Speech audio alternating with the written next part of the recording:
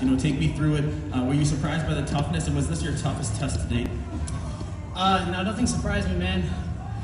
I train at one of the best gyms in the world, so every day is a tough go, and I expect to go out there and fight tough dudes. I've been asking for Roger for a while. I knew what he brought to the table. I'm gonna continue to test myself and continue to make these improvements and show people that I belong here, and I'm one of the top dogs, so no surprises. And elaborate a little bit on Team Alpha Male. They are, the confidence that comes with training with guys like that on a daily basis.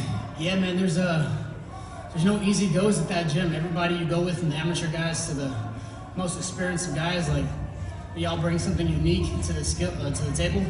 So they all present their own challenges. So they prepare me for veterans like Roger and anyone else in the division. And you had talked about the rankings a little bit. Is there anyone on your mind that really excites you that could get you into that ranking system? Yeah, I mean, you're always looking at the top rank, starting with the champ.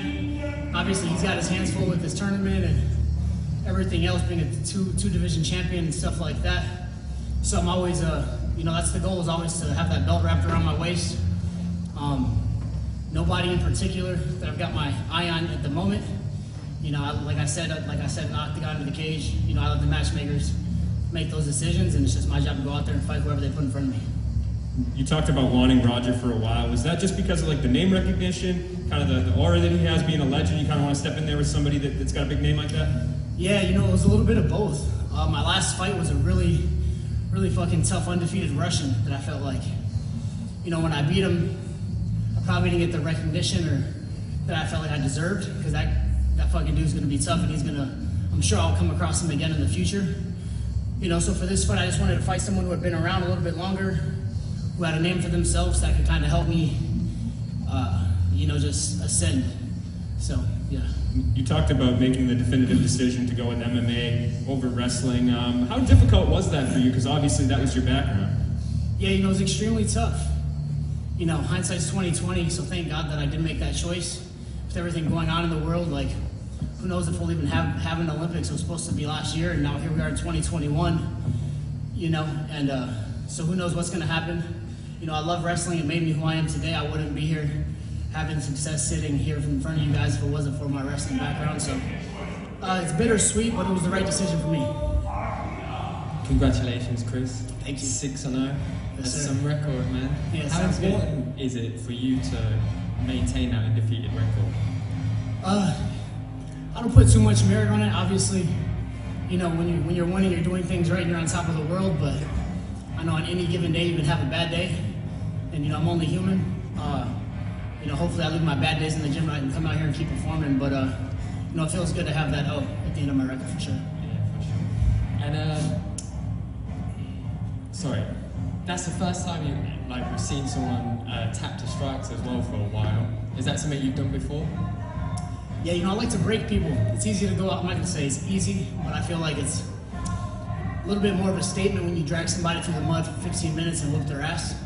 There's no saying I got caught, he got lucky, or anything like that.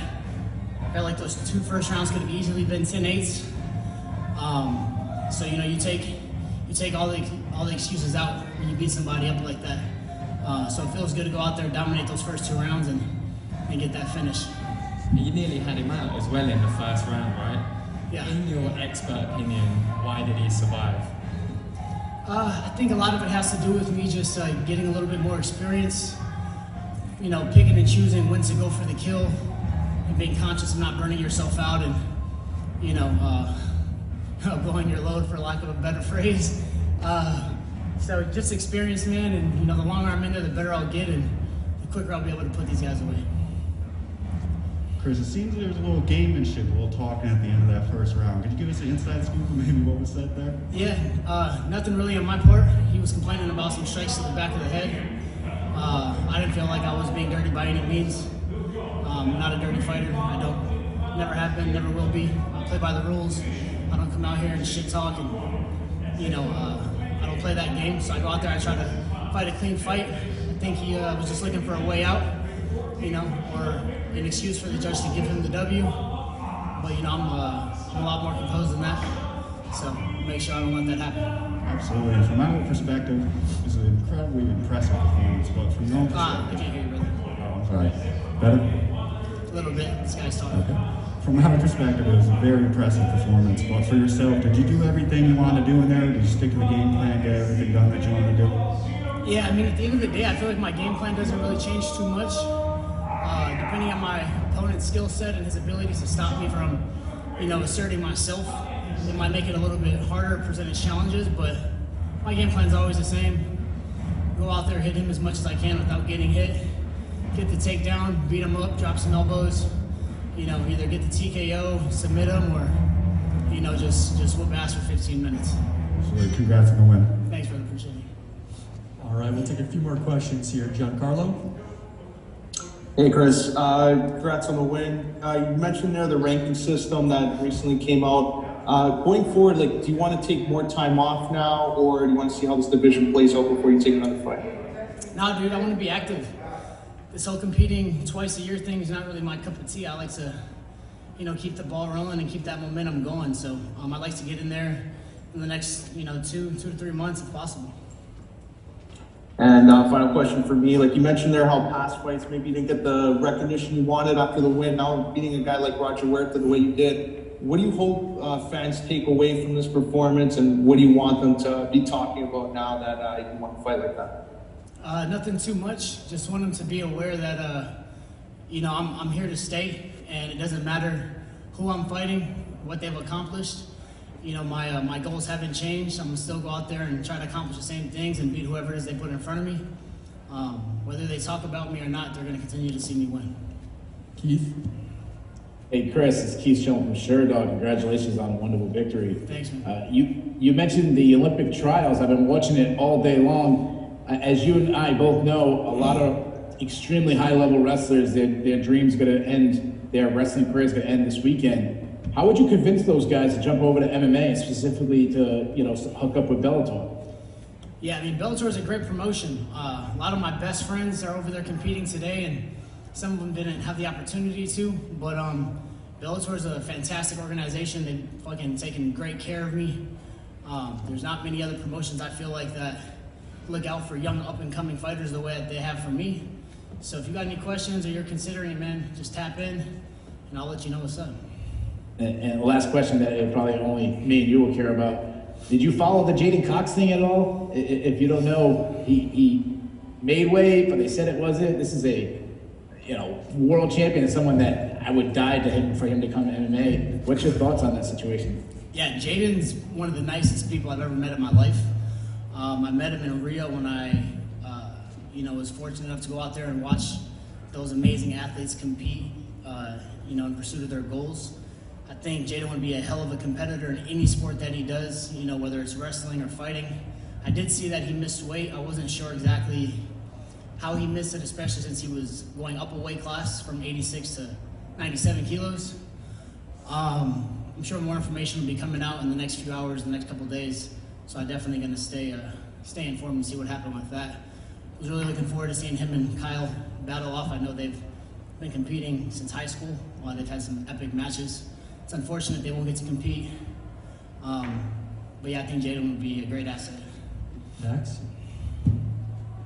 Hi, I'm Max Morales from MMA Beat, and I want to say 5th Bellator win, and it was against a seasoned veteran like Roger, and not only did you win, you dominated him. So how's that? You mentioned those wrestling trials that they were still in your mind. So how is that transition to MMA from wrestling and all of this that's going through your mind right now?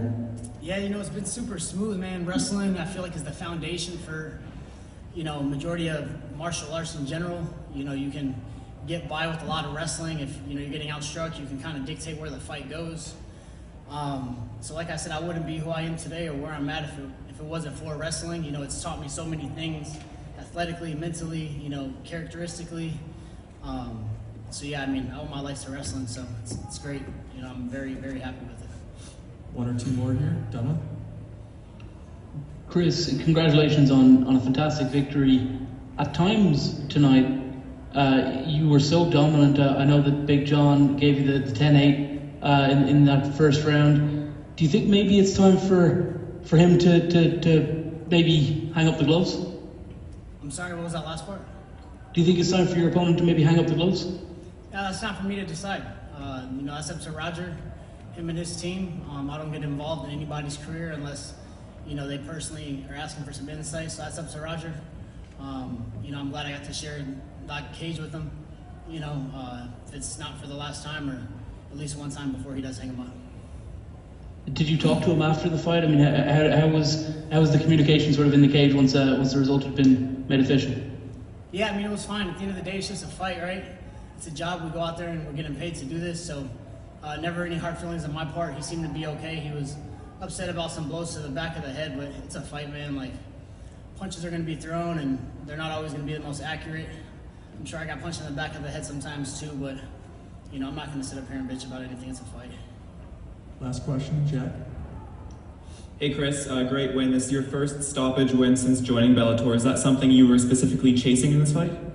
Nah, I'm not chasing anything, man, other than greatness and victories and paychecks. At the end of the day, I just want to win. I don't care if it's a decision. I just want to go out there and perform, and if it's, if I win the fight, I just want to be rewarded the victory. If not, then, it is what it is. But I just want to go out there and fight hard and put on my best performance. All right, thanks, Chris. Appreciate it.